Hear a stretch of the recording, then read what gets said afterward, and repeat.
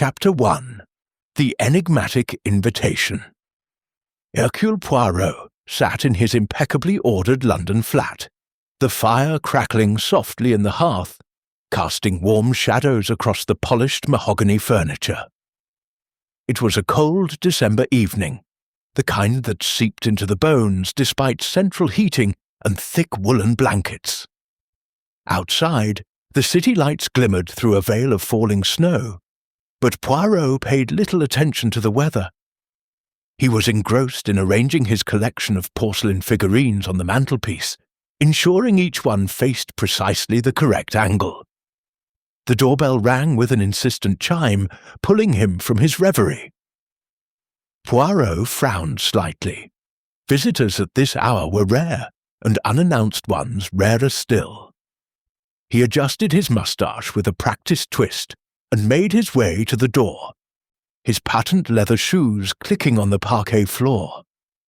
Standing on the threshold was a young postman, half buried in a thick scarf, his cheeks reddened by the wind. In his gloved hand, he held a single envelope. "Special delivery for Monsieur Hercule Poirot," the man said, stamping his feet to shake off the snow. Poirot accepted the letter with a nod of thanks, tipping the postman generously before closing the door against the chill. The envelope was heavy, made of thick cream paper, sealed with crimson wax impressed by an elaborate coat of arms, a cathedral spire encircled by a crown of thorns. Intrigued, Poirot returned to his armchair and slit the envelope open with a silver letter opener. Inside was a single sheet of matching stationery, the handwriting elegant yet hurried, as though penned in haste. Snowlit Cathedral, North Yorkshire.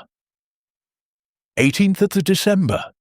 Dear Monsieur Poirot, I write to you in the gravest confidence, for I find myself in a position where only a mind such as yours can bring clarity to shadows that threaten to engulf us all. There are matters here at the cathedral, matters of faith, of history, and perhaps of something far darker, that require the discretion and brilliance for which you are renowned. I dare not commit more to paper, but I implore you to come to us without delay. A storm is gathering, both in the heavens and, I fear, within these ancient walls. Accommodation has been prepared for you in the guest quarters. A car will meet you at York Station should you accept this plea. In hope and urgency, Father Elias Hawthorne Dean of Snowlit Cathedral, Poirot, folded the letter slowly, his grey cells already stirring. Snowlit Cathedral. He knew of it vaguely.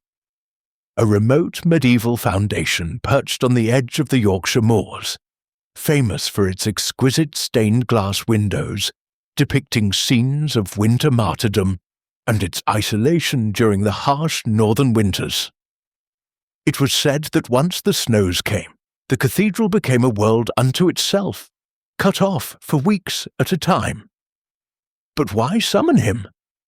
The letter spoke of shadows and darkness, yet offered no specifics. No mention of a crime committed, only the threat of one perhaps yet to unfold. Poirot disliked vagueness. It offended his sense of order. Yet there was something in the tone, the quiet desperation beneath the formal language, that piqued his curiosity. He rose and crossed to the window, gazing out at the swirling snow. England in winter could be unforgiving, especially in the north. The journey would be arduous, the destination remote. And yet, Poirot smiled faintly. Retirement had brought him comfort, yes, but also a certain restlessness. The little grey cells demanded exercise. He rang for George, his valet. "George," he said when the impeccable man appeared, "we are going to Yorkshire. Pack for severe cold, fur-lined boots, the heavy overcoat, and do not forget my muffler. We leave tomorrow." George raised an eyebrow but a fraction. "Very good, sir. May I ask the destination?" "Snowlit Cathedral. Poirot replied, tapping the letter against his palm. A place of prayer, and apparently of secrets. The following morning, Poirot boarded the train at King's Cross, amid a flurry of snow that had already begun to blanket London. The journey north was long, the carriage heated but not warmly, and Poirot passed the time rereading the letter and observing his fellow passengers. There was a young woman in clerical garb reading a breviary, an elderly gentleman with a military bearing, and a nervous-looking man clutching a briefcase as though it contained state secrets. None, Poirot decided, were connected to his summons. At York, the snow lay thicker, the platforms hushed under a white mantle. As promised, a black Bentley waited at the curb, driven by a taciturn man in a chauffeur's cap. "Monsieur Poirot," the driver asked, touching his cap. "Father Hawthorne sent me. Name's Wilkins. It's a fair drive yet, 3 hours if the roads hold." Poirot settled into the back seat, wrapping his scarf tightly. As they left the city behind, the landscape transformed. Rolling fields gave way to wild moors, the snow deepening with every mile. The sky hung low and leaden, promising more to come. Wilkins drove in silence for some time before speaking. "Bad weather coming, sir.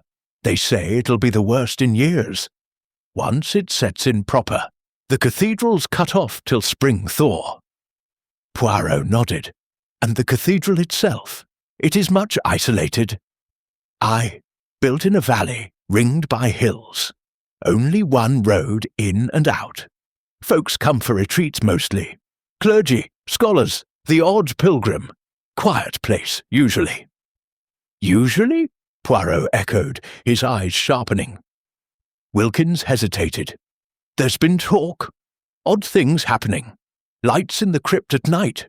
Voices where there shouldn't be any. Father Hawthorne's been worried."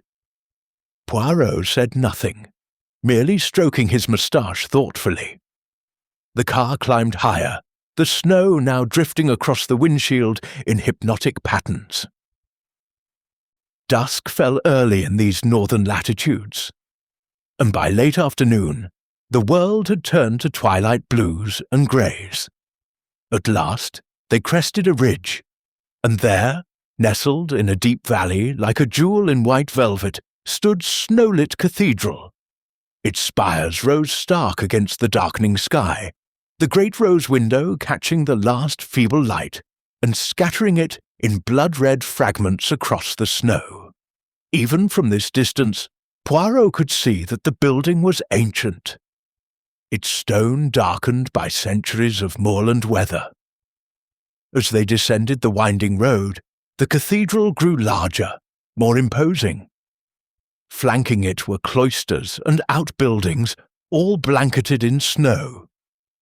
A few lights glowed warmly from narrow windows, but the overall impression was one of solemn isolation. The car drew up before the great west door, where a figure waited, tall, gaunt, wrapped in a black cassock and cloak. As Poirot stepped out into the biting air, the man approached, his face pale and ascetic beneath a shock of iron-grey hair. "Monsieur Poirot," he said, extending a thin hand, "I am Father Elias Hawthorne. You cannot know what relief your arrival brings." Poirot shook the offered hand, noting its chill. "I am intrigued, mon père. Your letter spoke of shadows." Hawthorne glanced around as though the snow itself might be listening. "Not here. Come inside, out of this wind. There will be time enough to speak." He led Poirot through the massive oak doors into the cathedral's vast nave. The air inside was colder than outside, but scented with incense and beeswax. Candles flickered in side chapels, casting long shadows across flagstone floors, worn smooth by centuries of prayer. High above, the vaulted ceiling disappeared into darkness. A handful of figures moved about. Black-robed canons, a few lay guests in heavy coats, each acknowledging the Dean with a nod, but eyeing Poirot with open curiosity. "This way," Hawthorne murmured, guiding him toward a side door. "Your rooms are in the guest wing. Supper will be served in an hour in the refectory. After that, we will talk." Poirot followed, his footsteps echoing. As they passed beneath the great organ loft, he paused, gazing up at the snowlit windows, where saints in frozen agony stared down eternally. "Tell me, mon père," he said softly, "what is it that troubles you so deeply in this house of God?" Hawthorne's face tightened. "A death," he whispered, "not yet occurred, but coming. I feel it in my bones, and when it does, Monsieur Poirot, I fear it will shake this cathedral to its very foundations." Poirot's eyes gleamed in the candlelight. The game, it seemed, had already begun. Chapter 2. Arrival amid the blizzard. The great west door of Snowlit Cathedral thudded shut behind Hercule Poirot with a sound like the closing of a tomb.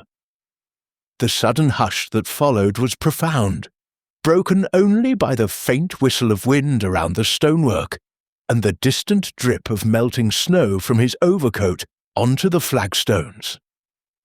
Father Elias Hawthorne took Poirot's coat and hat with his own hands, handing them to a silent lay brother who appeared from the shadows as if summoned by the cold itself. The Dean's face, illuminated by the flickering light of a single candle in a red glass sanctuary lamp, looked more drawn than it had outside. "You must be weary after the journey. Monsieur Poirot," Hawthorne said, his voice low. "Come, I will show you to your rooms. Supper is simple tonight. There are only 12 of us in residence, but it will be warm." Poirot inclined his head graciously.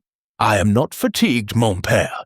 The anticipation, it keeps one alert, but I will gladly see where I am to lay my head." They passed beneath the towering nave, where rows of empty choir stalls stretched into gloom. The air carried the mingled scents of old stone, beeswax and frankincense. High above, the vaulted roof disappeared into darkness, and every footstep echoed as though the cathedral itself were listening. Hawthorne led him through a small arched door in the north transept and into the cloister walk. Snow had begun to fall more heavily.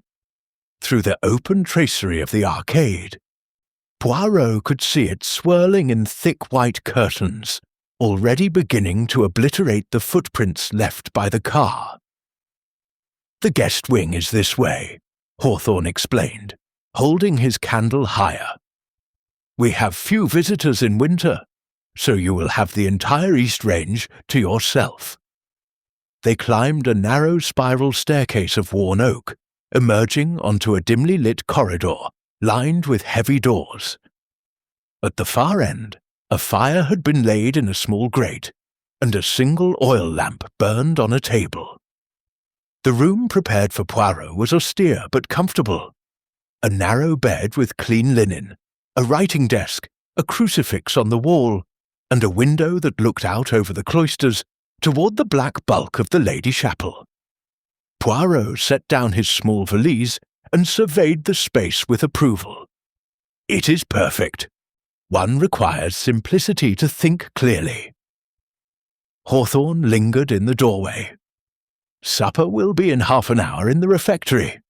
After that, if you are willing, I would speak with you privately. There is much to explain." Poirot turned, his green eyes sharp. "I am entirely at your disposal, Father." When the Dean had gone, Poirot removed his gloves and warmed his hands at the fire. Through the window, the snow fell faster now, driven almost horizontally by a rising wind. The cathedral bell tolled once, 6 o'clock, and the sound rolled across the valley like a warning. He unpacked with methodical care, pyjamas folded precisely, toiletries arranged in order of use, a small leather case containing his favourite tisane. Then he sat at the desk and took out a fresh notebook and his fountain pen. On the first page he wrote, in neat continental script, Snowlit Cathedral. 19th of December, case unspecified threat of death. Client Father Elias Hawthorne, Dean. He underlined the last line twice. At 6:30, a soft knock announced the lay brother returned to guide him downstairs. They descended through corridors where the temperature seemed to drop with every step. The refectory was a long, low room with a vaulted ceiling and a single great table set for 12. Candles in iron holders cast pools of light, leaving the corners in shadow. The residents were already assembling. Poirot observed them carefully as he took the seat indicated opposite the Dean. To Hawthorne's right sat Canon Ambrose Blackwood, a stout, florid man in his 60s with a booming voice and restless eyes. Beside him was Sister Agnes, the infirmarian, a thin, intense woman of indeterminate age, whose gaze flicked constantly toward the windows, as though expecting something to appear in the storm. Across from them was Dr. Felix Harrow, a lay scholar in residence, pale and scholarly with wire-rimmed spectacles and ink-stained fingers. Next to him sat Mrs. Lavinia March, a wealthy widow who had come for a silent retreat but who, Poirot suspected, found silence difficult. At the foot of the table was Brother Sebastian, young and earnest, responsible for the sacristy and the candles. Beside Poirot himself sat Miss Clara Whitby, a musicologist cataloguing the cathedral's ancient manuscripts, slight, dark-haired, and watchful. The remaining places were taken by 3 minor canons: Father Jerome, old and frail, Father Clement, middle-aged and precise, and Father Lucien, strikingly handsome with a sardonic smile. Conversation was subdued. The storm outside had become a roar, rattling the leaded windows. Snow piled against the glass in drifts, turning daylight into twilight even at this early hour. Supper was indeed simple: thick vegetable soup, brown bread, cheese, and a carafe of rough red wine. While they ate, Canon Blackwood attempted cheerfulness. "Worst storm in 20 years, they say on the wireless," he boomed. "We'll be properly cut off by morning, like the old days, self-sufficient, contemplative, good for the soul." Sister Agnes crossed herself. "Let us pray it passes quickly." Dr. Harrow leaned forward. "The barometer's falling faster than I've ever seen. Atmospheric pressure like the bottom of the sea." Miss Whitby said quietly, "The manuscripts will suffer if the damp gets in." Father Hawthorne raised a hand for silence. "We are prepared. The generators are full. The wood store replenished. God provides." Poirot sipped his soup and observed. There was tension beneath the politeness. Stolen glances, tightened lips, the way Mrs. March's fingers worried at her rosary. When the meal ended, the community rose for grace. Then, one by one, they dispersed, some to evening office in the choir, others to their rooms. Hawthorne caught Poirot's eye and inclined his head toward a small door at the end of the refectory. They entered the Dean's study, a warm, book-lined room with a turf fire burning low. Hawthorne closed the door firmly and poured 2 small glasses of brandy. "Medicinal," he said with a faint smile. "Against the cold." Poirot accepted the glass and settled into a leather armchair. "Now, mon père, you will tell me why I am here." Hawthorne stared into the fire for a long moment. 3 weeks ago, we received an anonymous letter. It was slipped under the sacristy door during the night. He reached into a drawer and handed Poirot a single sheet of plain paper. The message was typed, "One among you will die before the feast of the Epiphany. The sins of the past demand justice. Pray, for the snow will hide the blood." Poirot read it twice, his expression unchanging. "And you believe this threat is real?" "I fear it," Hawthorne corrected. "There have been incidents, small thefts from the collection plate, sacred vessels moved in the night, footsteps heard in the crypt when no one was there. And last week," his voice dropped, "last week, someone tried to set fire to the Lady Chapel. Only the quick thinking of Brother Sebastian prevented real damage." Poirot twirled his moustache thoughtfully. "You suspect someone within these walls?" "I do not know. We are a small community. Most have been here for years. But there are guests, Mrs. March, Dr. Harrow, Miss Whitby, and the storm will trap us all together." Poirot leaned forward. "Tell me of the sins of the past mentioned in the letter." Hawthorne's face grew ashen. 20 years ago, there was a scandal. A young canon, Father Michael St. Clair, was accused of embezzling cathedral funds. He disappeared one winter night during a storm much like this. His body was found in spring, at the bottom of the ravine below the east cliff. The coroner ruled accidental death, but many believed he took his own life in despair.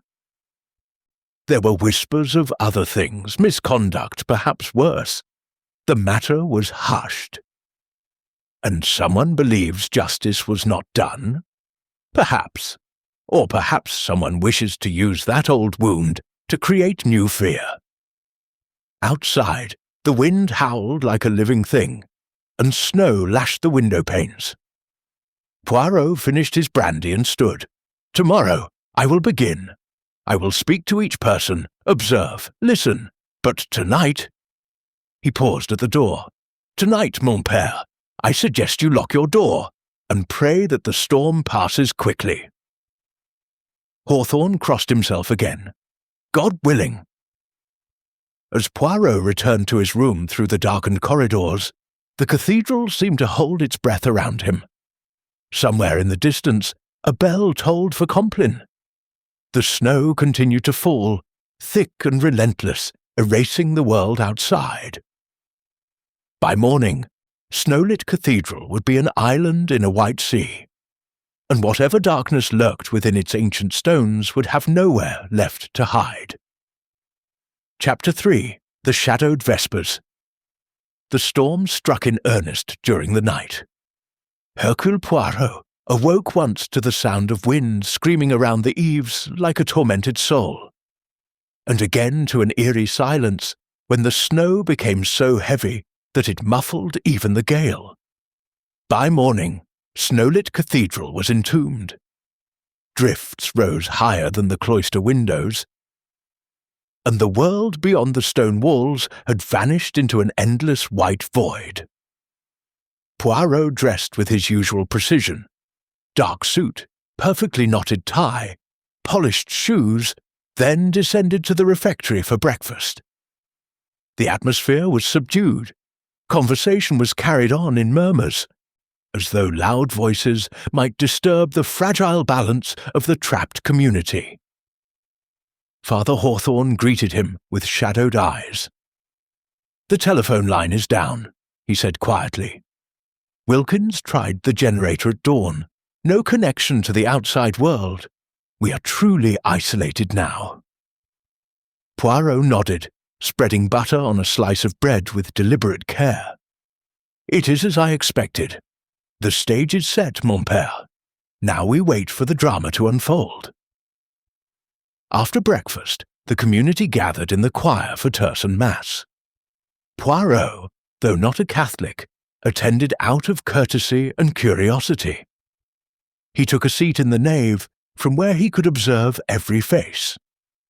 The great organ breathed softly as Miss Whitby played the prelude, her fingers deft on the ancient keys.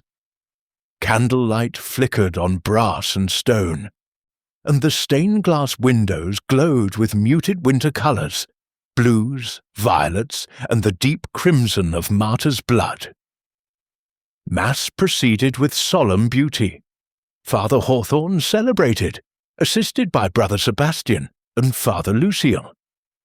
The responses rose and fell in Latin, voices blending in the cold air. Poirot noted small things. Canon Blackwood's restless shifting in his stall, Sister Agnes's white-knuckled grip on her breviary, Dr. Harrow's analytical gaze fixed on the altar as though dissecting ritual.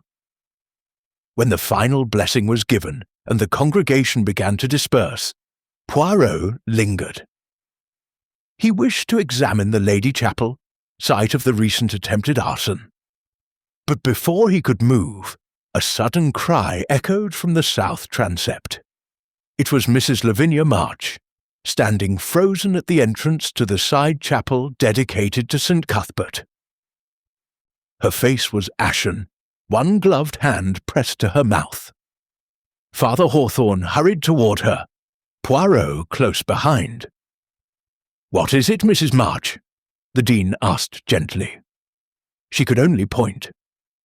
Lying sprawled across the chapel steps, half concealed by shadow, was the body of Canon Ambrose Blackwood. He was on his back, arms flung wide, eyes staring sightlessly at the vaulted ceiling. A dark stain spread across the front of his cassock, soaking through the black fabric, blood already thickening in the cold. Brother Sebastian dropped to his knees beside the body, fingers searching for a pulse. After a moment, he looked up, face pale. "He's dead, Father. Still warm, but dead." A collective gasp rippled through those who had gathered. Sister Agnes began to pray aloud in a trembling voice. Father Lucien crossed himself repeatedly. Poirot stepped forward, his expression grave but composed. "No one is to touch the body further," he said firmly. "Father Hawthorne, if you please, clear the chapel. This is now a matter for investigation." The Dean hesitated only a moment before nodding. "Everyone, back to the cloister walk, please. Brother Sebastian, remain with me. The rest of you, go." Slowly, reluctantly, the residents obeyed. Miss Whitby's hands shook as she closed the organ lid. Dr. Harrow adjusted his spectacles, eyes bright with a mixture of shock and fascination. Mrs. March allowed Father Clement to lead her away, still murmuring prayers. When only Poirot, Hawthorne, and Brother Sebastian remained. The little detective knelt beside the body with surprising agility. He examined without touching. The wound, a single precise stab to the heart. The absence of any weapon nearby, the position of the limbs suggesting Blackwood had fallen backward after being struck. "The time of death?" Poirot asked. Brother Sebastian swallowed. "Mass ended perhaps 10 minutes ago. Canon Blackwood left the choir with the rest of us, but he often lingered to pray in St. Cuthbert's chapel. No one saw him after we processed out." Poirot stood, brushing imaginary dust from his knees. "And the chapel has only one entrance?" "Yes," Hawthorne replied. "That archway. The other door to the crypt has been locked since restoration work began last year." Poirot moved to the arch and examined the flagstones. Fresh footprints overlapped in confusion, those of the community leaving Mass, and Mrs. March's discovery. But beneath them, leading into the chapel and stopping at the body, were a single set of prints, large, heavy, made by a man's shoe. They ended abruptly at Blackwood's feet. No corresponding prints led away. "Curious," Poirot murmured. "The killer entered, struck once, and vanished, or perhaps concealed himself until the chapel emptied." He turned to Hawthorne. "We must search the cathedral thoroughly but discreetly, and I will need to speak with each person, beginning immediately." The Dean nodded. "There is a small chapter house we can use. I will send them to you one by one." First came Brother Sebastian, still shaken. He confirmed the timeline. Blackwood had been alive during the Agnus Dei, for his booming bass had been unmistakable. No one had noticed anything amiss until Mrs. March's cry. Next, Sister Agnes. She had seen nothing, but her nervous manner intrigued Poirot. When he asked gently if Canon Blackwood had enemies, she hesitated. He was not always charitable in chapter meetings, she said at last. He believed in firm discipline. Some of the younger brethren resented it. Father Lucian was more forthcoming. Ambrose and I disagreed often, he admitted, a bitter smile playing about his lips. He thought me too modern, too lenient with visitors. We argued only yesterday about allowing Dr. Harrow access to restricted manuscripts. But argue, monsieur, is not the same as murder. Dr. Harrow himself denied any quarrel, though Poirot noted ink stains on his fingers and a faint smell of smoke about his coat. Perhaps from the turf fires, perhaps not. Miss Whitby was pale but composed. I was closing the organ when I heard Mrs. March, she said. Canon Blackwood lent me a rare gradual last week. He was kind to me. Mrs. March, fortified with brandy in the infirmary, could add little beyond the moment of discovery. I only went to light a candle for my late husband, she whispered, and there he was, like a sacrifice on the altar steps. By early afternoon, Poirot had spoken to everyone. No one had a clear alibi for the crucial 10 minutes. All had dispersed in different directions. The murder weapon remained missing. No dagger, no knife, nothing. Snow continued to fall, sealing them tighter. The body of Canon Blackwood was moved to the cold crypt to await burial when the thaw came. Evening approached, and with it the hour of vespers. Poirot stood alone in the darkened nave as the bell tolled. Candlelight flickered on the high altar, and the community gathered once more in the choir stalls, this time with one empty place that seemed to loom larger than the living presence ever had. As the first psalm rose in trembling voices, Poirot's gaze moved slowly across each face. Fear was there now, raw and undeniable. The anonymous letter had spoken truth. One among them had died, and the snow outside showed no sign of stopping. The killer was here, trapped with them. And Hercule Poirot knew, with the certainty of long experience, that death in a locked house rarely came only once. Somewhere in the shadowed vaults above, a single drop of melted snow fell from the roof with a soft, inevitable plink, echoing like the ticking of a clock counting down to the next strike. Chapter 4. Whispers in the Cloisters. The morning after Canon Blackwood's murder dawned in unnatural silence. No wind howled, no snow fell. The storm had spent its fury and left behind a world frozen into immobility. Snow lay in smooth, unbroken drifts against every door and window, turning the cloisters into narrow white tunnels, lit only by reflected light from high, narrow slits. Hercule Poirot stood at one such slit in the east cloister, gazing out at the blank landscape. The sky was a low, featureless grey. The moors had vanished entirely. Only the upper half of the Great West Tower was visible above the snow, its bell mouth crusted with ice. The cathedral felt less like a building now, and more like a ship locked in polar ice, adrift, self-contained, and entirely at the mercy of forces beyond its walls. Footsteps approached softly behind him.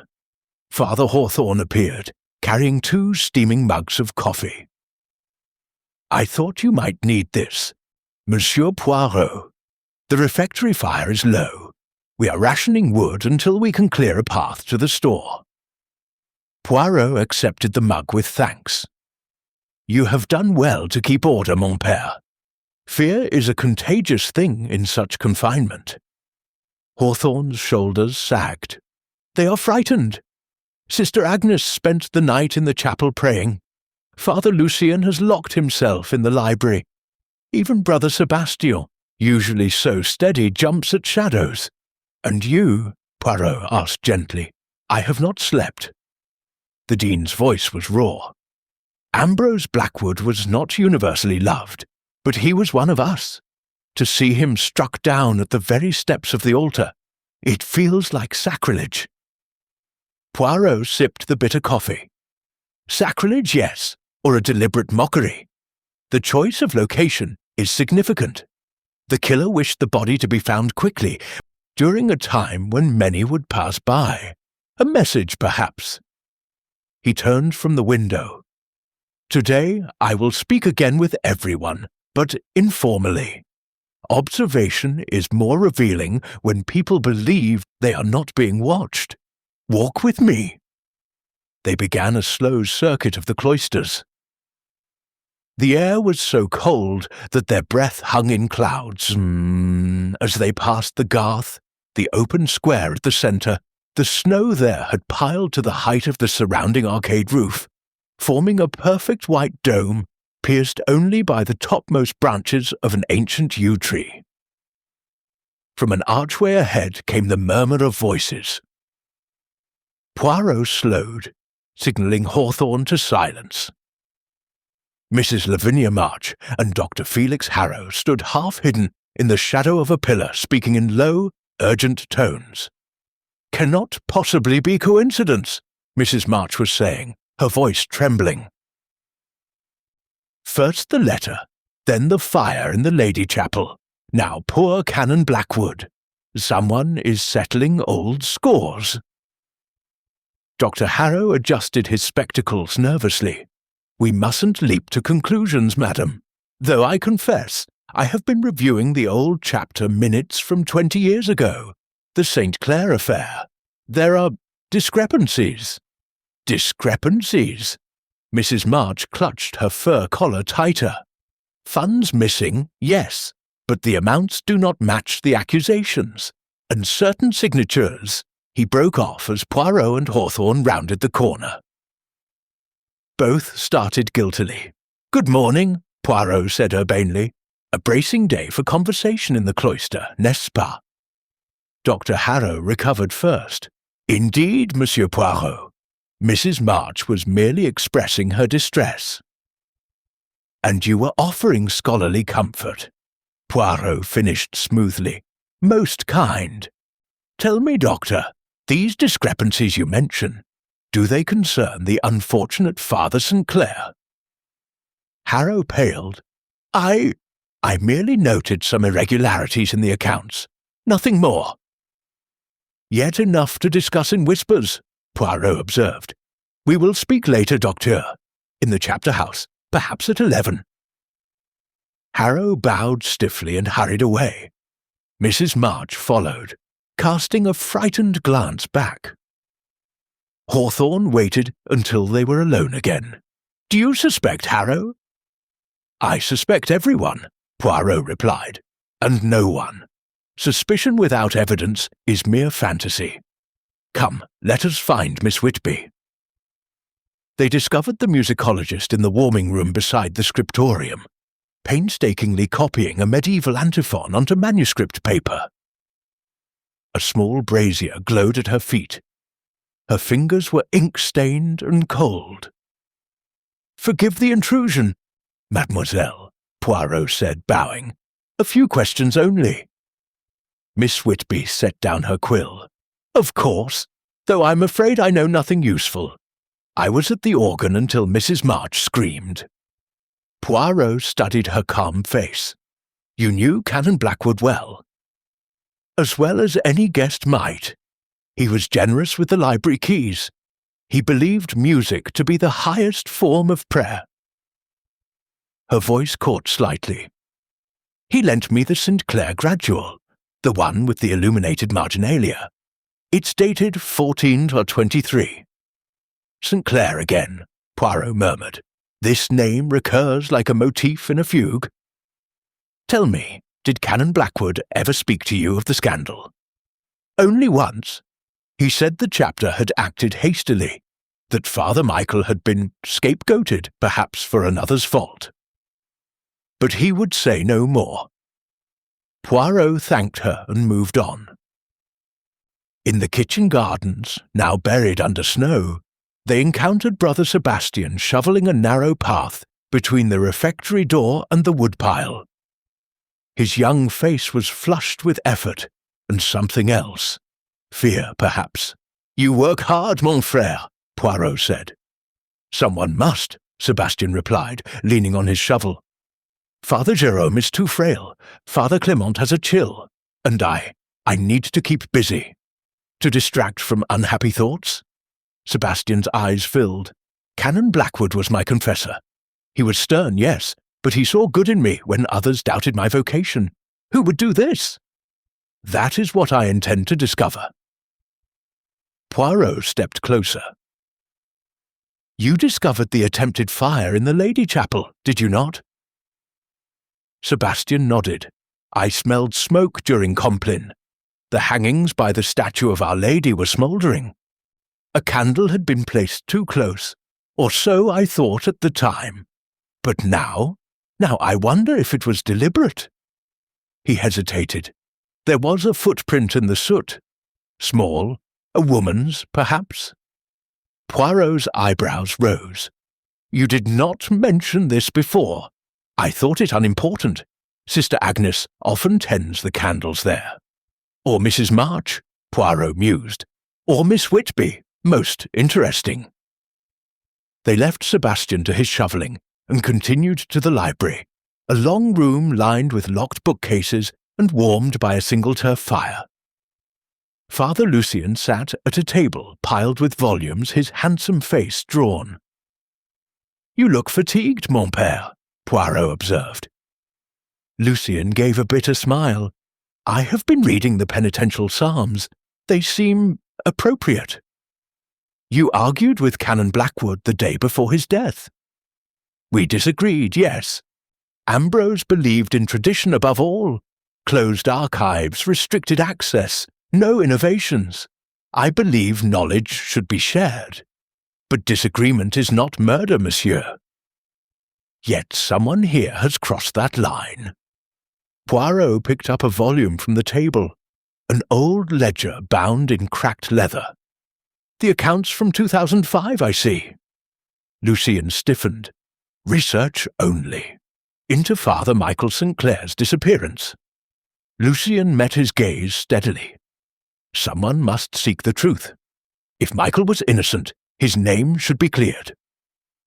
And if he was guilty? Then let justice be acknowledged, not hidden. Lucien closed the ledger firmly. "But I did not kill Ambrose for it." Poirot replaced the book. "We shall see." The afternoon wore on in similar fashion. Quiet conversations in cold corners. Fragments of motive and memory emerging like shards of coloured glass. Sister Agnes admitted to fearing Blackwood's sharp tongue. Father Clement revealed that Blackwood had threatened to report certain irregularities in the sacristy inventory to the bishop. Even old Father Jérôme, dozing by the infirmary fire, muttered in his sleep about blood on the snow 20 years ago. By Compline, Poirot's notebook contained many names and many question marks. As the community gathered once more in the choir, voices thinner now, the empty stall a silent accusation, Poirot took his place in the nave shadows. Candle flames trembled in the draught. Outside, the temperature plummeted further. Frost feathered the inside of the windows. During the final psalm, a faint sound reached Poirot's ears. Not the wind, for there was none, but a soft, deliberate scraping from the direction of the north transept. He waited until the office ended and the others filed out, heads bowed. Then, silently, he followed the sound. In the darkness beyond the rood screen, a figure knelt before the Lady Chapel gate, working at the lock with a thin piece of metal. Moonlight, pale and cold through the high windows, revealed the profile of Dr. Felix Harrow. Poirot stepped forward. A strange hour for scholarly research, Doctor. Harrow sprang up, dropping a small picklock that rang on the stone floor. I thought to examine the site of the fire attempt, he stammered. For clues. At midnight? With burglars' tools? Poirot's tone was mild but unrelenting. Harrow's shoulders slumped. Very well. There is a reliquary in the Lady Chapel, a silver casket said to contain a fragment of the True Cross. Canon Blackwood kept the only key. I believed, if I could examine it, there might be documents hidden with the relic, documents relating to St. Clair. And you did not ask permission because Blackwood would have refused, and now he is dead. Harrow's voice shook. I swear, I had nothing to do with that. Poirot retrieved the lockpick and pocketed it. Return to your room, Docteur. We will discuss this further tomorrow. When Harrow had gone, Poirot stood alone in the vast darkness. Somewhere high above, snow shifted on the roof with a soft groan. The whispers in the cloisters had grown louder, the threads of the past tightening around the present. But the pattern was not yet clear. And in the silence that followed, Poirot heard another sound, faint, almost imaginary. The slow drip of melting snow from the eaves, carrying with it the promise of more revelations to come. Chapter 5. The Frozen Relic Dawn. On the third day of isolation brought no relief. A thin, iron-hard frost coated every interior surface. Breath froze in the air the moment it left the lungs. The community moved slowly, as though the cold had thickened their blood. Even the candles seemed to burn more dimly, their flames struggling against the invading chill. Hercule Poirot, wrapped in his heaviest overcoat and muffler, stood in the Lady Chapel with Father Hawthorne and Brother Sebastian. Dr. Harrow's attempted midnight intrusion had convinced Poirot that something of importance lay hidden here. With the Dean's reluctant permission, they had come to examine the small silver reliquary that rested on a side altar beneath a statue of the Virgin. The casket was exquisite, medieval workmanship, chased with scenes of the Nativity and bordered in garnets dark as frozen blood. A tiny padlock secured the lid, Canon Blackwood's private lock, the key still missing from his body. "Brother Sebastian," Poirot said, "you are skilled with your hands. Can you open this without damage?" The young man hesitated, glancing at Hawthorne. The Dean nodded gravely. "If it will help us understand this horror, then yes." Sebastian produced a small set of tools from his sacristy apron, fine picks normally used for repairing delicate monstrances. Within minutes the lock clicked open. Poirot lifted the lid with care. Inside, on a bed of faded crimson silk, lay a splinter of wood no longer than a finger, mounted in a crystal tube, the supposed fragment of the True Cross. But beneath the relic, concealed in a false bottom that Sebastian's careful fingers discovered, was something far less holy. A thin bundle of yellowed papers, tied with black ribbon. Poirot carried the bundle to the altar rail, where the light from a high window fell clearest. Hawthorne and Sebastian watched in tense silence as he untied the ribbon and spread the documents. There were 5 sheets in all. The first was a handwritten confession, dated December 2004, in a neat clerical hand. "I, Michael St. Clair, do hereby confess that I did not act alone in the misappropriation of cathedral funds. The greater portion was taken by A.B. for purposes he claimed were charitable, but which I now believe were personal. I accepted blame to shield him, believing the chapter would show mercy. I was wrong. May God forgive us both. The initials A.B. had been heavily inked over, but the pressure of the pen left indentations clear enough, Ambrose Blackwood. The second sheet was a ledger page showing transfers from the Restoration Fund to an account in Blackwood's name.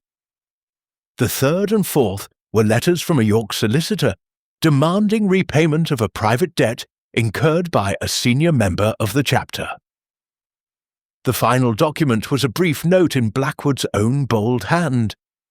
"Michael, your silence is appreciated. The money will be replaced in time. Do not force my hand." Poirot folded the papers carefully. So, 20 years ago, Canon Blackwood used Father St. Clair as a shield for his own embezzlement. When the young man threatened exposure, Blackwood allowed him to take the full blame. St. Clair fled into the storm, perhaps to his death, perhaps not. Hawthorne's face was grey. Ambrose always insisted Michael had acted alone. He led the chapter vote to dismiss him. "And now someone has discovered the truth," Poirot said quietly, "and chosen to execute justice with their own hand." Brother Sebastian crossed himself. "But who? These papers have been hidden for decades." "That is the question." Poirot returned the documents to their silk bed, closed the reliquary, and relocked it. "For now, we say nothing. Let the killer believe the secret still sleeps." They left the chapel deep in thought. As they crossed the nave, Sister Agnes approached, her face pinched with cold and anxiety. "Father Dean, the crypt is flooding. Meltwater from the storm is seeping through the east wall. We must move Canon Blackwood's body to higher ground." Hawthorne sighed. "Very well. Brother Sebastian, fetch Father Lucien and Dr. Harrow to help." Poirot's interest sharpened. The crypt, sealed for a year, supposedly inaccessible. Yet footsteps had been heard there. "I will accompany you," he declared. The crypt entrance lay behind a wrought-iron gate beneath the north transept. The gate was padlocked, the key kept in the sacristy. Brother Sebastian produced it, and they descended a narrow spiral stair into darkness that smelled of damp stone and earth. The crypt was a low-vaulted chamber lined with ancient tombs. At the far end, Canon Blackwood's body lay on a stone bier, shrouded in a purple pall. But Poirot's attention was drawn to the floor. A thin stream of water trickled from a crack in the east wall, carrying with it flecks of mud and something else. He knelt, shining Sebastian's lantern closer. Embedded in the mud were fragments of decayed fabric and what looked unmistakably like bone. "Mon Dieu," Poirot whispered. Dr. Harrow, arriving with Father Lucien, peered over his shoulder. "Human remains? Very likely." Poirot scraped carefully with a gloved finger. "And recent disturbance. See, the mud is fresh. Someone has been digging here." Father Lucien's handsome face paled. There was a rumour that Father St. Clair did not die in the ravine, that he returned secretly and took his own life in the crypt to shame the chapter. Or, Poirot said grimly, that he was brought here, murdered, perhaps, and hidden. Hawthorne made the sign of the cross. "We must inform the police." "Impossible until the thaw," Poirot reminded him, "but we can examine further."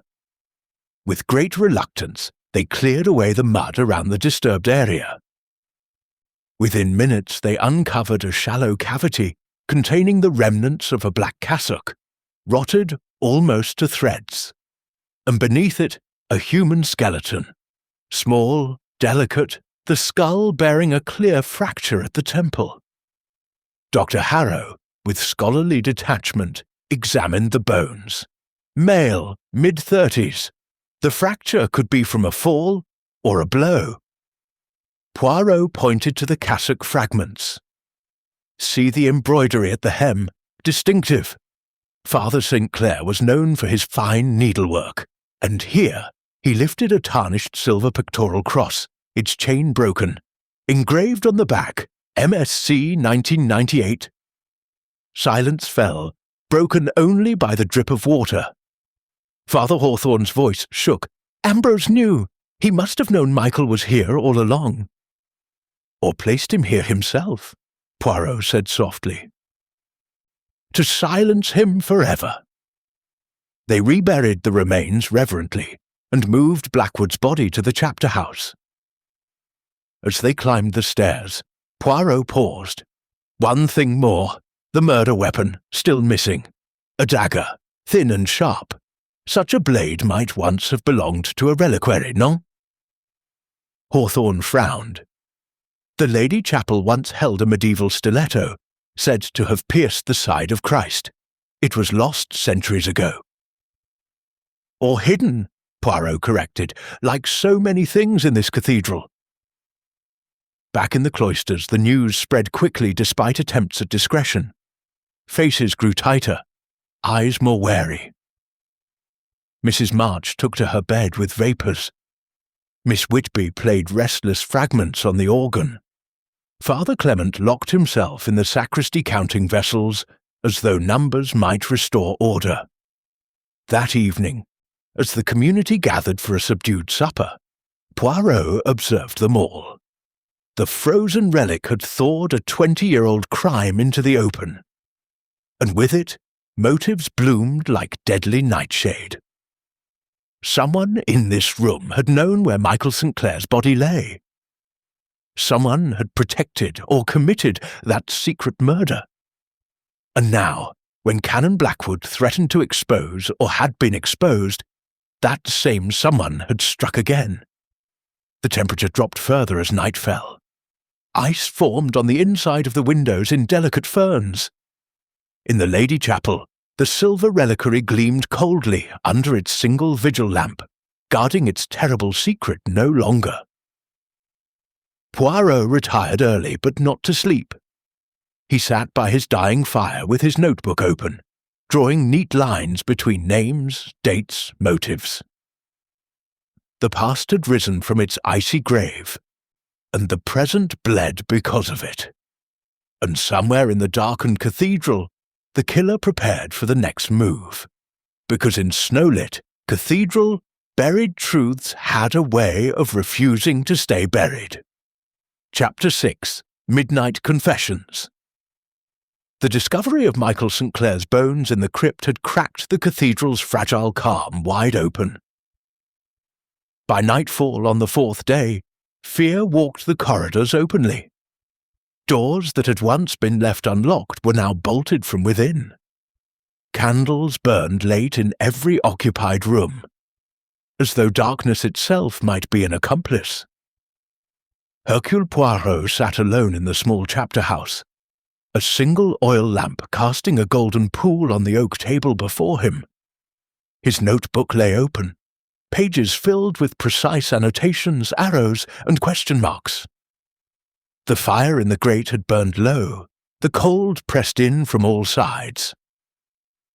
Yet Poirot's mind was alive, turning over each fragment of truth like a jeweller examining flawed gems. At 11 o'clock, a soft knock sounded. Father Hawthorne entered, carrying a tray with a pot of tisane and 2 cups. "I thought you might still be working," the dean said quietly. "May I join you?" Poirot gestured to the opposite chair. "With pleasure, mon père. I find the night hours most conducive to thought." Hawthorne poured the steaming herbal brew, chamomile and valerian, soothing yet not sleep-inducing. They sat in silence for a time, listening to the occasional creak of ancient timbers settling under their burden of snow. At last Hawthorne spoke. "I knew Ambrose had debts in his younger days. Gambling, I believe. Cards with wealthy parishioners in his first parish. He told me in confession many years ago that he had borrowed from the Restoration Fund to cover them. He swore he had repaid every penny. I believed him." Poirot nodded. "And Father St. Clair?" "I liked Michael. He was brilliant, devoted.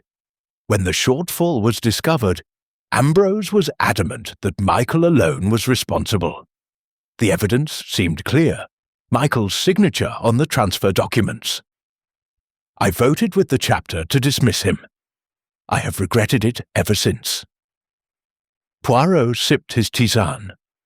Regret is a heavy burden, mon père, but it does not make one a murderer. Hawthorne's eyes were haunted. No, yet someone believes the entire chapter shares guilt. Someone who loved Michael, perhaps, or who has waited 20 years for justice. Or revenge, Poirot corrected gently. The two are not the same. A log shifted in the fire, sending up a shower of sparks. Hawthorne flinched. "Will you tell the others about the bones?" he asked. "Not yet. Knowledge is power, and I would prefer to keep it in my own hands a little longer." Hawthorne rose. "Then I will leave you. God keep you, Monsieur Poirot. And you, mon père." The Dean had scarcely left when another knock came. Hesitant, almost furtive. Miss Clara Whitby entered, wrapped in a thick shawl, her dark hair loose about her shoulders. "Forgive me for disturbing you so late," she said, her voice barely above a whisper. "I could not sleep. The organ loft feels too exposed tonight." Poirot rose courteously. "Sit, mademoiselle. A little tisane?" She accepted gratefully, cradling the cup in chilled fingers. "I have been thinking about Canon Blackwood's Gradual," she began, "the one he lent me. There was a loose folio tucked between the leaves and an unfinished letter in Michael St. Clair's hand, addressed to someone called E. It begged for understanding, said he was taking the blame to protect someone he loved." Poirot's interest sharpened. E. Could that be Elias? Father Hawthorne? Miss Whitby shook her head.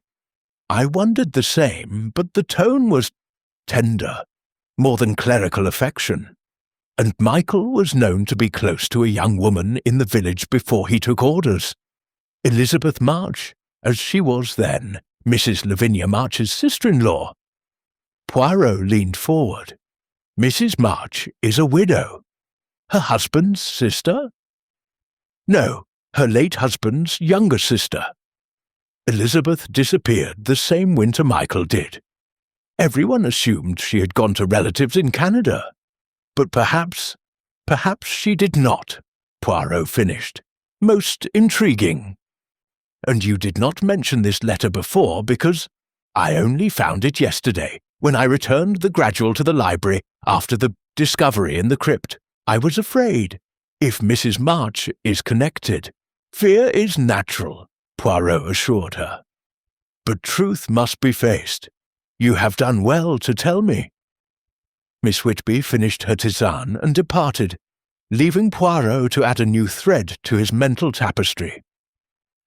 He had barely resumed his notes when the door opened again, this time without a knock.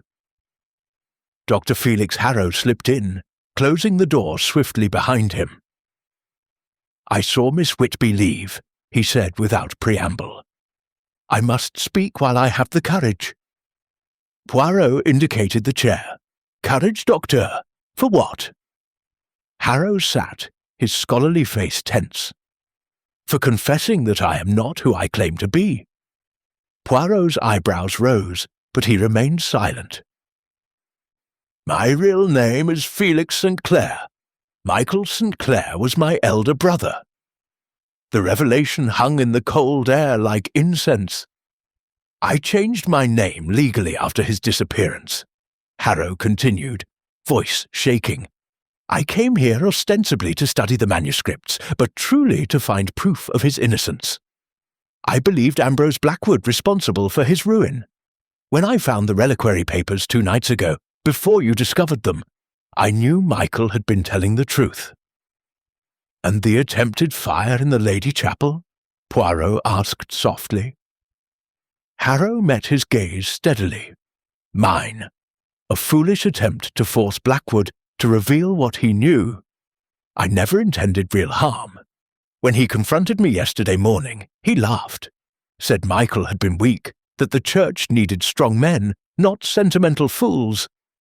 I hated him in that moment, Monsieur Poirot, but I did not kill him." Poirot studied the man's strange face.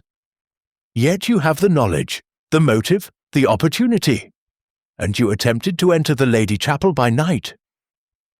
"I wanted the papers, to confront the chapter, to clear Michael's name publicly, nothing more. Tell me, Docteur, did you know your brother's body lay in the crypt?" Harrow's eyes filled with tears. "No, God help me, no. I thought he had taken his own life in despair on the moors. To learn he was here all along." He broke off, unable to continue. Poirot poured him a cup of the cooling tisane. "Drink, then return to your room. We will speak again tomorrow."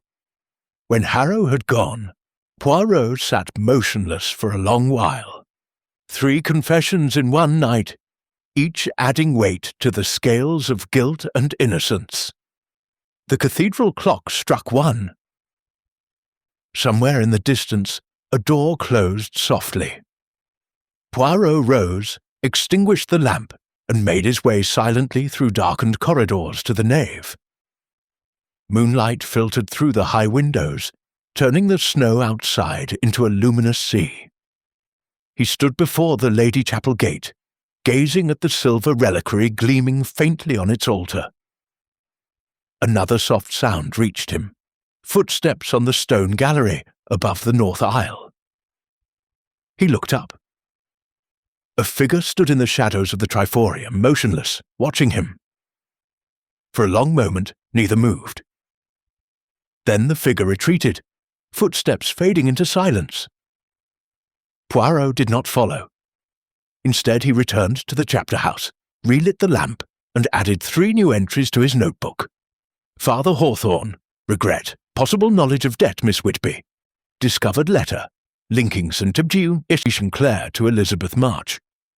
Dr. Felix Harrow, St. Clair, brother, motive strongest, attempted arson confessed. He underlined the last name twice. Midnight confessions had illuminated much, yet the heart of the mystery remained in shadow. Someone in this cathedral had not only killed Ambrose Blackwood, but had known, or discovered, where Michael St. Clair's body lay hidden for 20 years. And that someone, Poirot felt certain, had just watched him from the gallery above. The night deepened. Outside, the temperature fell further, and the snow-covered roof groaned under its icy load. Inside, secrets continued to surface like bubbles in dark water, each one bringing the killer closer to the light. But not yet. Not quite yet. Chapter 7. The Labyrinth of Lies. The 5th night fell heavier than any before. The cathedral's ancient heating pipes groaned and clanked as the cold tightened its grip, and frost etched thick lace across every window. By morning, the community had shrunk into itself. Meals were taken in silence, corridors traversed quickly, eyes averted. Trust had frozen solid. Hercule Poirot, however, moved with renewed purpose. The midnight confessions had given him the final pieces. Now he needed only to fit them together. He spent the early hours in the chapter house, reviewing his notebook and drawing a meticulous diagram of relationships, motives, and opportunities. When he was satisfied, he summoned Father Hawthorne. "It is time," Poirot said simply. "This afternoon I will speak to each person individually. By tonight, I believe we will have our answer." Hawthorne's face was haggard. "You know who killed Ambrose, and perhaps Michael." "I know the shape of the truth," Poirot replied. "The details remain to be confirmed." The interviews took place in the small warming room beside the scriptorium, where a turf fire struggled to keep the chill at bay. Poirot sat at a plain oak table, notebook closed, hands folded, his green eyes missing nothing. First came Mrs. Lavinia March, fortified with smelling salts and supported by Sister Agnes. She sank into the chair as though her bones ached. "Madame," Poirot began gently, "you came here for a silent retreat, yet you have spoken often of your late husband's family. Tell me about Elizabeth March, your sister-in-law who vanished 20 years ago." Mrs. March's gloved hands fluttered. Elizabeth was impulsive. She fell in love with a young priest, Michael St. Clair. When the scandal broke, she could not bear the shame. She went abroad. We received letters from Canada. Letters in her hand? A hesitation. Typed, mostly, but signed. Poirot leaned forward. "Madame, there were no letters. Elizabeth never left England, did she?" Tears welled. I don't know. Truly, she simply disappeared." Poirot dismissed her with courtesy and called Miss Clara Whitby. The musicologist entered calmly, but her eyes were red from sleeplessness. "Mademoiselle, the unfinished letter you found, addressed to E. You believed it meant Elizabeth March, but it could also mean Elias, Father Hawthorne. Were Michael St. Clair and the Dean close?" Miss Whitby considered. "They were friends, yes. Michael often sought Elias's counsel, but the letter's tone was intimate, almost pleading. I thought it romantic. And yet you said nothing until last night. I feared implicating Mrs. March, or the Dean. This place is already breaking apart." Poirot thanked her and moved on. Father Lucien arrived next, sardonic mask firmly in place. "You have been reading old chapter minutes, mon père." "Why?" Lucien shrugged. "Curiosity. Ambrose's death made me wonder how many secrets this cathedral has swallowed." "You argued with him frequently." "About openness, yes. He wanted everything locked away, manuscripts, records, even confessions. I believe light is the best disinfectant." "And yet you never mentioned your own connection to Michael St. Clair." Lucian's mask slipped. "What connection?" "You were ordained the same year. You shared rooms at theological college. Michael wrote to you the night he disappeared, did he not?" Lucien paled. "How could you—" "The postmark on an envelope in the library wastebasket. Carelessness, mon père. What did the letter say?" "That he was innocent. That someone senior had forced him to take the blame.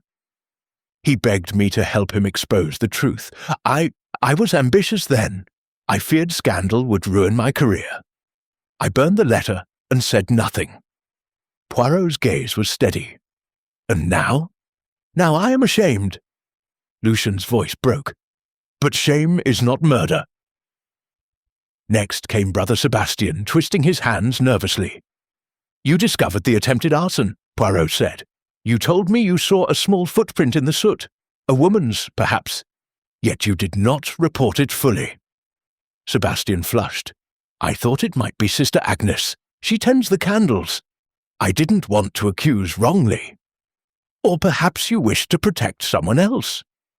The young man's eyes widened. "No, I swear." Poirot held up a hand. "We shall see." Dr. Felix Harrow, St. Clair, was last. He entered defiantly, as though ready for accusation. "You hid your identity," Poirot began. "You attempted arson. You had the strongest motive to kill Canon Blackwood." Harrow met his eyes. "All true, but I did not kill him. I was in the library when Mass ended, searching the archives. Miss Whitby can confirm she saw me leave the organ and pass the library door moments after Mrs. March's scream."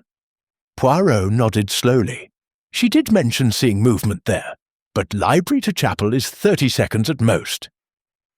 "Yet I was not in the chapel," Harrow insisted. "Search my room. You will find soot on my cuffs from the failed fire. But no blood." Poirot dismissed him. When all had been questioned, Poirot remained alone for an hour, staring into the fire. Then he summoned Father Hawthorne again. "I need 3 things," he said. "First, the sacristy inventory ledger. Second, the key to the crypt gate. Third, for everyone to gather in the chapter house at 8 o'clock tonight, no exceptions."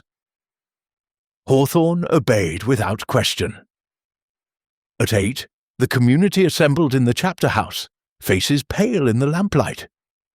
The turf fire burned brightly for once. Poirot had ordered extra fuel.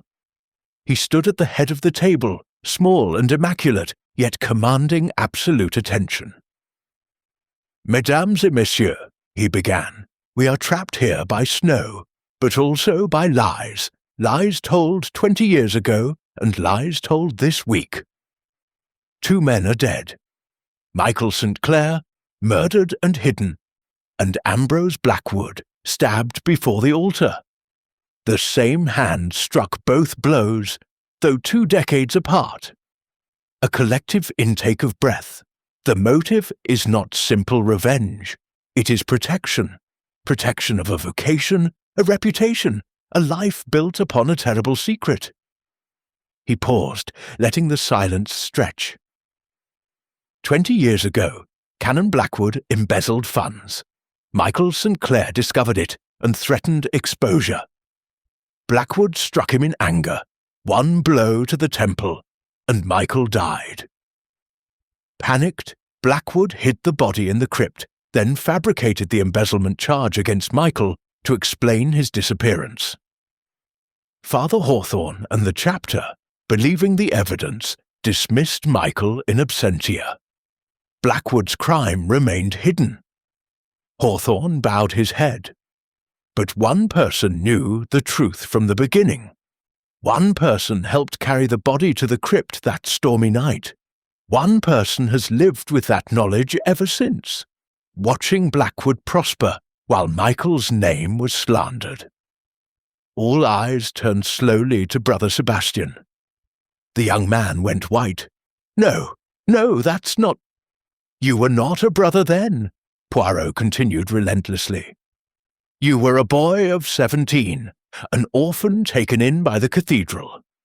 Michael St. Clair was kind to you, taught you Latin, encouraged your vocation. You worshipped him. When Blackwood killed him, you were there, perhaps fetching candles, perhaps by chance. Blackwood threatened you. If you spoke, you would be cast out, accused as accomplice. You helped him hide the body to protect your future here." Sebastian began to weep silently. "Years passed. You took vows. You tried to forget. But when Dr. Harrow, Michael's brother, arrived and began asking questions, old fears returned. Then you found the reliquary papers. You realized Blackwood might confess or be exposed.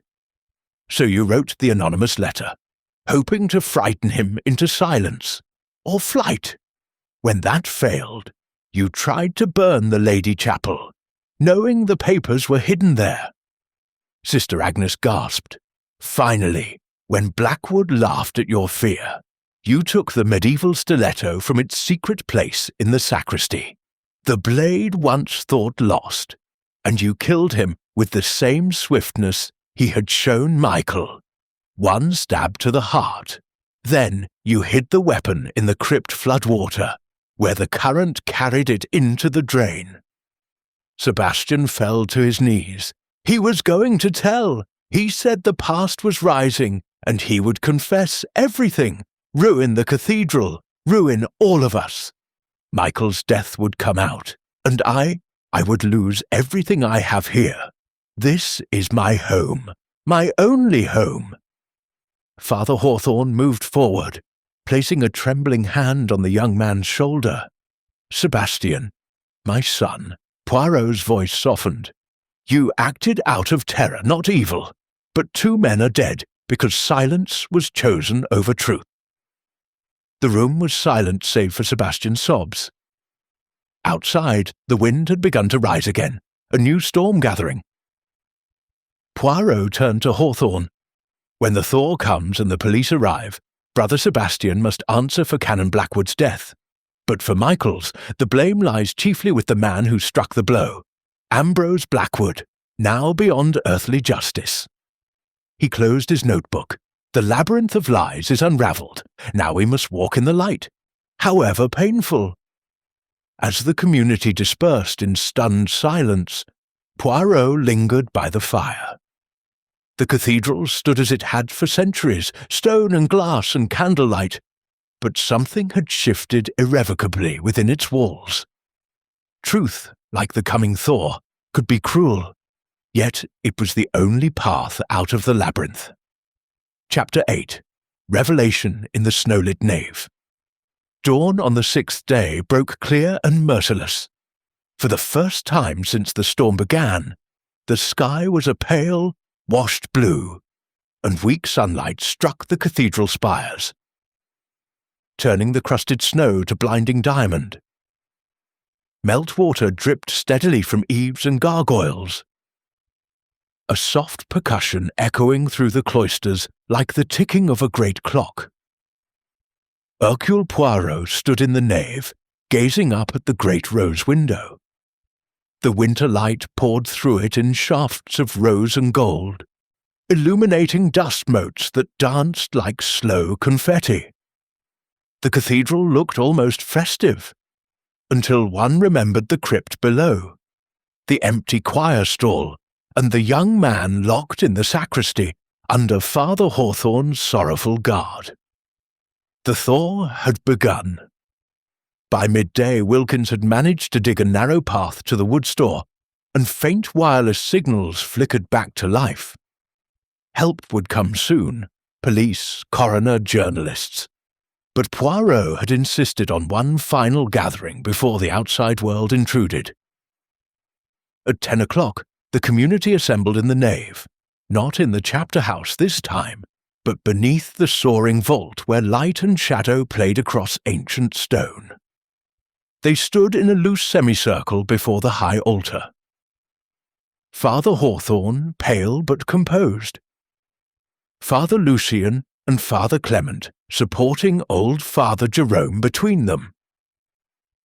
Sister Agnes clutching her rosary. Miss Whitby and Dr. Harrow side by side, both dry-eyed now. Mrs. March wrapped in furs, face blotched with weeping. Brother Sebastian was brought last, escorted gently by Father Hawthorne. His wrists were unbound. There had been no need for restraints. The young man had not resisted. He stood with head bowed, habit mud-stained from kneeling in the crypt through the night. Poirot took his place at the centre, small and immaculate in his dark overcoat, moustache waxed to perfection despite the hardships of the week. Mesdames et messieurs, he began, his voice carrying effortlessly in the vast space. We have walked together through a labyrinth of lies, and we have emerged into light. It is fitting that we conclude here, in the nave of this great cathedral, where truth may be spoken without fear. He turned first to Dr. Harrow. Monsieur St. Clair, your brother's name is cleared. The papers in the reliquary, the bones in the crypt, your own testimony, all prove that Michael was innocent of theft and victim of a greater crime. When the police come, you will give them the full account. His memory will be honoured. Harrow inclined his head, eyes glistening. To Miss Whitby, Mademoiselle, your diligence with the manuscripts uncovered the letter that linked past to present. You have served truth well.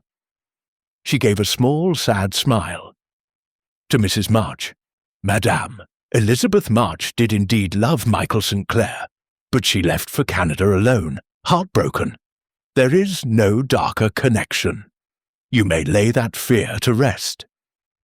Mrs. March pressed a handkerchief to her lips and nodded. Poirot's gaze moved to the clergy. Mon Père Hawthorne, you carry regret for trusting the wrong evidence 20 years ago, but you welcomed me here. You protected this community as best you could, and you have shown mercy to Brother Sebastian, even in his guilt. The Church will need your steady hand in the days ahead." Hawthorne's voice was barely audible. "I shall resign my deanery, monsieur. The cathedral must heal." Poirot shook his head. "That is for your bishop to decide, but resignation is not always the path to atonement. Sometimes it is to remain and to rebuild." Finally, he turned to Brother Sebastian. The young man raised his head at last. His face was streaked with tears, but his eyes were clear. "You took a life," Poirot said, not unkindly, "out of terror that everything you loved would be taken from you. You were a boy when the first crime occurred, manipulated by a man you feared. Yet you are a man now, and you chose murder rather than confession. The law will demand its price."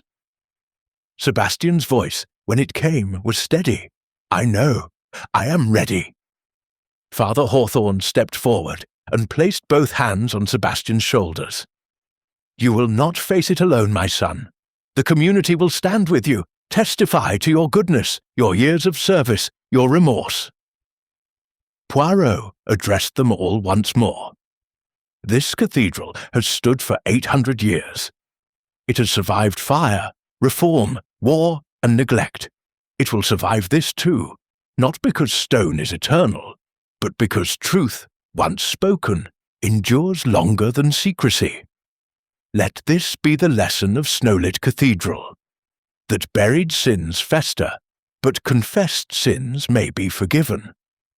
He paused, letting the words settle.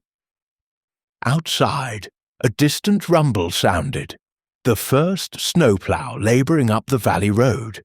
The world was returning. Poirot turned toward the great west door, where sunlight now streamed in a broad golden bar across the flagstones. "And now," he said, "we open the doors. The storm is ended." Wilkins and Brother Sebastian together drew back the heavy iron bolts. The doors swung wide, revealing a landscape transformed. Snowfields glittering under sudden sun, icicles flashing like chandeliers, the moors stretching clean and empty to the horizon. A cold, pure wind swept through the nave, carrying with it the scent of pine and thaw. Candles flickered, but did not go out. One by one, the community stepped forward into the light. Father Hawthorne paused beside Poirot. "You have given us back our souls, monsieur," he said simply. Poirot twirled his moustache and smiled faintly.